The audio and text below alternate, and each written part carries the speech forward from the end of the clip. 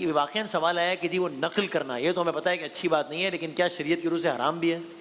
جی حرام بھی ہے اس لیے کہ آپ دوسرے کا حق کھا رہے ہیں، ہاں اور ایک جو ایلیجیبل ہے وہ جو آگے جا سکتا تھا، ڈیزرونگ ہے، وہ نہ گیا، اور اس کے بعد جو ہے وہ کوئی جو ڈیزرو نہیں کرتا تھا اس کو ڈگری مل گئی، وہ آگے چلا گیا، ہاں تو یہ جائز نہیں ہے شرعن۔ حرام۔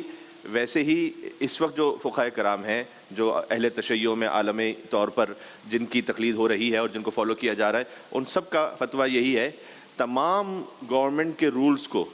آپ کو فالو کرنا واجب ہے، اچھا سوائے اس کے کہ کسی ایسی جگہ پر آپ ہیں کہ جہاں پر جو گورنمنٹ کا لا ہے وہ شریعت کے معاملے سے ٹکرا رہا ہے، بس ورنہ نہیں، ہاں تو یعنی شریعت سگنل توڑنا تو کوئی نہیں ہے نا، شریعت کے معاملے سے نہیں ٹکرا رہا، تو سگنل کی پاسداری شرعن حرام ہے، فقہی طور پہ واجب ہو گئی، سگنل کی فقہی طور پر پاسداری۔ حرام ہے، شرعن حرام ہے سگنل توڑنا۔ اچھا جی جی جی، چاہے وہ جو حاکم ہے وہ مسلمان حکومت ہو تو یا کوئی تشخیص اس کی دلیل انہوں نے دی کہ جب آپ کو ویزا ملتا ہے تو اس پر آپ یہ عہد کرتے ہیں کہ میں لا ابائڈنگ رہوں گا، جب وہاں پہنچوں گا تو آپ ایک عہد کر رہے ہیں، اس عہد کو توڑ رہے ہیں وہاں جا کر،